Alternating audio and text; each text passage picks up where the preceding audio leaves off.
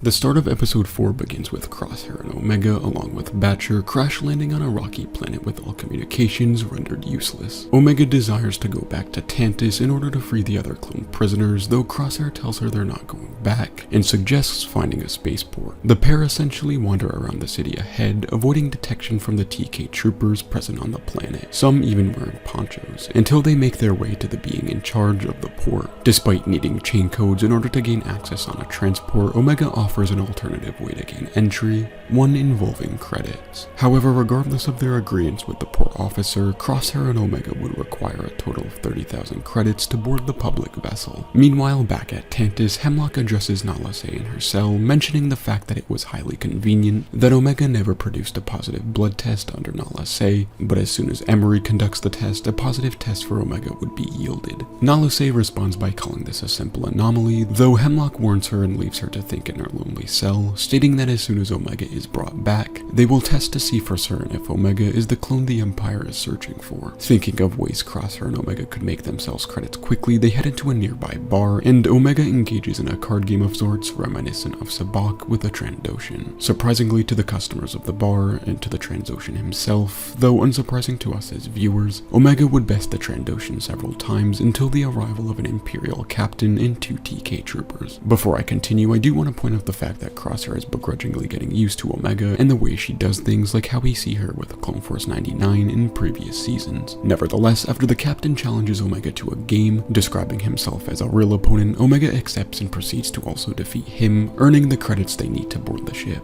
However, the captain would charge them 10,000 credits as gambling is illegal on that planet, otherwise they would be arrested. Despite feeling upset over this, Omega hands over the credits and they head out a few moments after the Imperials do. Though as they exit the bar, Omega realizes that Batcher is missing. After paying 5,000 credits to a kid who witnessed everything, they learn that the Imperials took the Hound to an animal holding bay. Crosshair tells Omega to forget about the Hound and use this chance to escape without issue, but of course Omega cares more for the Hound than fleeing, and tells Crosshair to leave by himself if he really wants to, tossing him the bag of credits. Getting a glimpse at Crosshair's gradual change of heart, he decides to, albeit reluctantly, aid Omega with rescue and Batcher. As they sneak over the fence guarding the creature's storage bay, they are confronted by the captain from earlier and warned of the imminent arrival of Royce Hemlock, as the captain had put the pieces together after being notified of a crashed Imperial shuttle. Omega tells Crosshair that they can finally do things his way, and they begin firing at the troopers and captain, freeing the animals that escape and trample the TK troopers, with one creature hidden in a large storage container, even presumably consuming the captain. I find it amusing how the two had to earn credits because they didn't have the chain codes, and Omega didn't want to follow Crosshair's initial plan of storming the spaceport, but as they earned the credits, they gave portions of them away and ended up just storming the port anyway. Escaping with Batcher, Crosshair and Omega head to coordinates Omega planned out as a rendezvous to meet up with Hunter and Wrecker. Crosshair tells Omega that they may not even be alive, as it's been a while since he's last seen them, and the Empire's only gotten more iron-fisted. Speaking of the Empire, Hemlock arrives on the planet Omega and Crosshair had just fled from, only to be disappointed in finding out that they had escaped. Regardless, at long last, we finally get a Bad Batch reunion as Omega lands the shuttle in front of the Marauder on a distant moon. Wrecker and Hunter are of course greatly content, yet surprised to see Omega,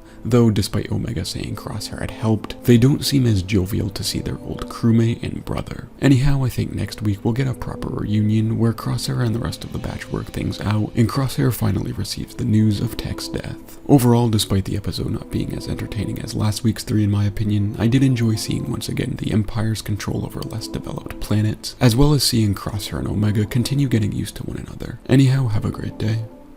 See ya.